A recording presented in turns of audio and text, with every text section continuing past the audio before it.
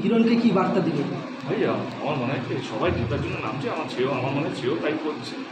সে তার নিজের কাজটা নিয়ে প্রচার করুক। উনি 3 বছর খড়গপুরে কী করেছেন, উনিও 3 বছরের মধ্যে, তো উনিও তো কিছু কাজ করেছেন হয়তো নিশ্চয়ই।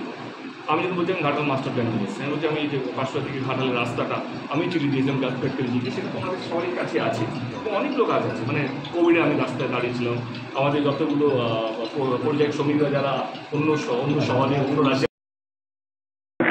এটা তো নতুন জায়গা নেই। আমি এত তো কথা বলতে পারবো। উনি 3 বছরে উনি খড়গপুরে কী কী করেছেন আপনাদের মাধ্যমে যদি দর্শকদেরকে জানান বা ভোটারদেরকে জানান, সেটাও সুবিধা হবে। গতকাল তথ্য দেখিয়ে হিরণ মন্তব্য করলো ঘাটাল পাঁশকুড়ার যে রাস্তা সেটা প্রধানমন্ত্রীর টাকায় হচ্ছে, অথচ আমি তো এমপি, আমি তো চিঠি লিখেছিলাম গডকারিজিকে, রাস্তা তারপরে শুরু হয়েছে। সেন্ট্রালি টাকা হবে তো, নিয়ে এসছে এটা কে? এবারে কথা হচ্ছে, এবারে আসলে এটা খুব বোকা বোকা লাগছে না কে? না এটা রাজ্য সরকার করছে, কেন ঘাটাল মাস্টার প্ল্যানে কেন্দ্র সরকার করা উচিত। এবং কেন্দ্র সরকার দিয়ে কাজটা নিয়ে এলাম, রাস্তাটা তো কেন্দ্র সরকার করছে, তার মানে সব বিজেপিদের হইল, তা তো নয়।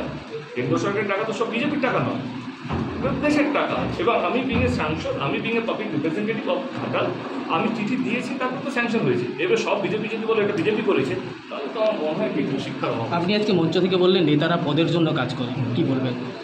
কী বলবো, বললাম তো, আর কী বলবো, তোমরা বলো। আরে কর্মীরা সত্যি সম্মানের জন্য কাজ করে। তোমরা কি যারা ন্যাশনাল অ্যাঙ্কার টিভিতে বসে অ্যাঙ্কারিং করে তারা পদের জন্য কাজ করে, তোমরা তো এমনি সম্মানের জন্য কাজ করো। কি ভাই আজকে দেবের আর্টিকেল দেবে, ইন্টারভিউটা নিলাম, একটা ফোন আসবে, বা ভালো ইন্টারভিউটা নিয়েছিস, এরপর আরেকটা চাই, নেক্সট এই 3টে প্রশ্ন করেছি।